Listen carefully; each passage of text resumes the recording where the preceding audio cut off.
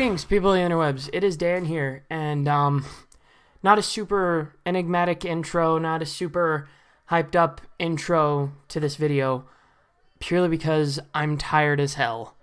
I'm tired, I'm sick, and I'm sick and tired of being sick and tired, to be perfectly honest with you. I have worked 6 fucking days this week. And I pulled an 11-hour shift today. And technically that's against company policy. Because the company that I work for, under the franchise policy, it is either overtime or just against company policy to have your workers working over 10 hours. And I pulled an 11-hour shift. So I'm tired, I'm sick, but I did find a story that broke just as I was getting off work. And I wanted to break it right here on my channel because I have yet to hear anybody else report on this. It is from WrestleZone, so you know that this is pretty legit if it's from like a WrestleZone or like if it's something from the Wrestling Observer or something like that. But this is WrestleZone, so it's pretty legit. It's on that level of like a Pro Wrestling Sheet or like a PW Insider. It's one of those more reliable sources.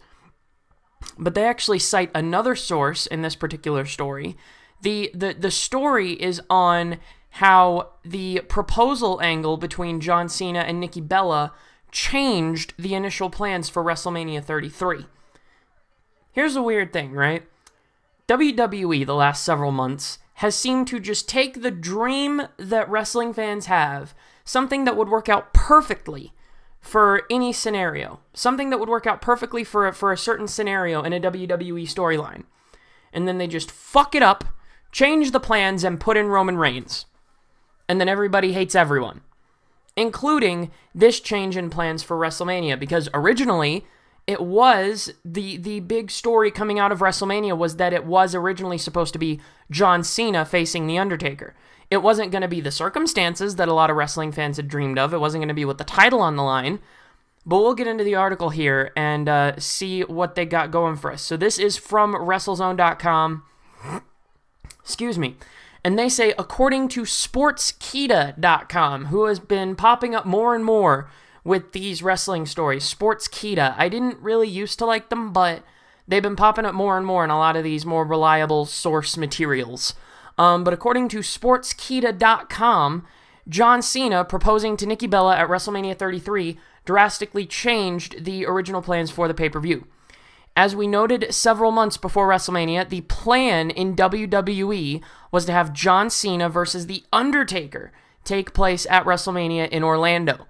However, that match ended up being scrapped in favor of Nikki Bella and John Cena versus The Miz and Maurice, and of course, the match nobody wanted to see, The Undertaker versus Roman Reigns.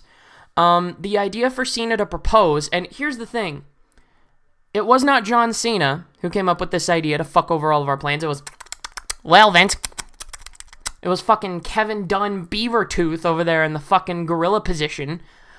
The idea for Cena to propose to Nikki Bella actually came from WWE executive Kevin Dunn.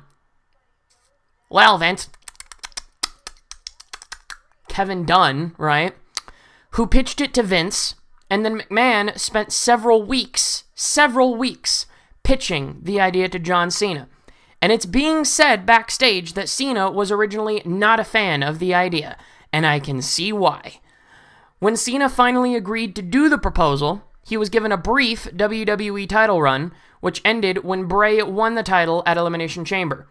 So, for him agreeing to do this proposal thing, you rewarded him with a title win that didn't really make much sense, and makes even less sense now? Really? Alright. Gave him a brief WWE title run, which ended at the Elimination Chamber.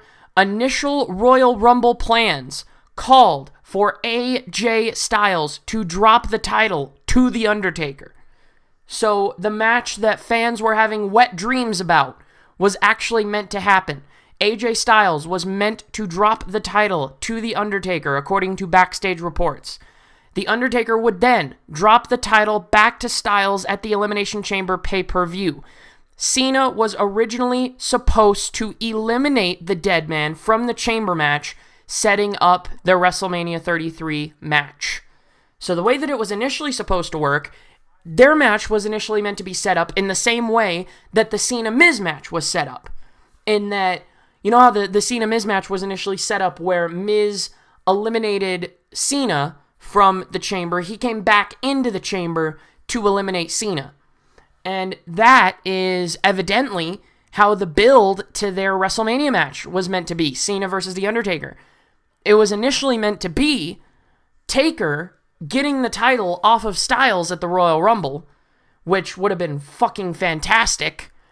And then it would have been Cena eliminating Taker from the Elimination Chamber, and then Styles eventually winning his title back at the Elimination Chamber.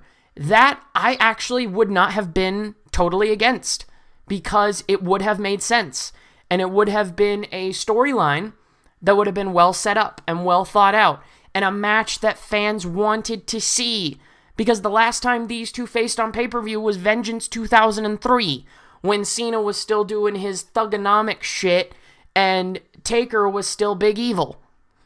So, like, they weren't in their most well-known gimmicks and their most successful gimmicks, which being the Dead Man and the current babyface Cena that we see today. But I would have loved to have seen Cena versus Taker at WrestleMania. Because like I said, the last time that they faced each other on pay-per-view was Vengeance 2003. Like 14 years ago. 14 years ago. And you're just gonna bypass that. The biggest money match that you could have in that company, in my opinion, because you're talking the two biggest stars in the history of your company. You're talking Cena and The Undertaker. That is like the ultimate casual draw. Genuinely. That is the ultimate draw for the casual fan. If you wanted to make money for WrestleMania, and if you wanted to bring in the casuals like you always seem to want to do, you always seem to want to appease the casuals, there's a match that would have appeased the casuals and would have brought the casuals in. You don't even need to include the title in that. That's main event worthy in and of itself. Cena versus Undertaker. It's a match that casuals would have wanted to see, and it's a match that hardcores wanted to see too. But yet they just didn't do it. And it wasn't the fact, because the big story coming out of WrestleMania was that Taker changed the match to Roman Reigns because he wanted to put over a younger guy. But that ended up not being the truth. Fucking beaver tooth asshole Kevin Dunn, the fucking asswipe, pitched this whole proposal angle to Vince, and then Vince tried to convince Cena for weeks and weeks and weeks. And then Cena finally decided to do it. So then they scrapped the plans for Cena and Taker, and they rewarded Cena with a 2-week title reign. Big deal. They rewarded Cena with his 16th title win, and it lasted 2 weeks. Alright. So, I don't know, this was an interesting story. I figured I'd report it from WrestleZone.com. Cena was initially supposed to face The Undertaker at WrestleMania 33, but the proposal plans fucked it all up. And it was not Taker saying that he wanted to put over a younger talent. It was Kevin Dunn and Vince McMahon saying, hey, this is the match that we want instead. So anyway, that was the interesting story that I wanted to catch you guys up on. I hope that you enjoyed it. If you did, leave a like down below, comment down below as well. Don't forget to click the red button and subscribe. Share the video as well if you can. Ring the bell also so that you get notifications anytime that I do anything here on YouTube.com. I'm going to edit this together right quick, render it, make a quick thumbnail, and then go the fuck to bed because I'm tired. So thank you guys so much for watching. That's all from me. You guys keep yourself safe, and I'll see you at a later date. Farewell.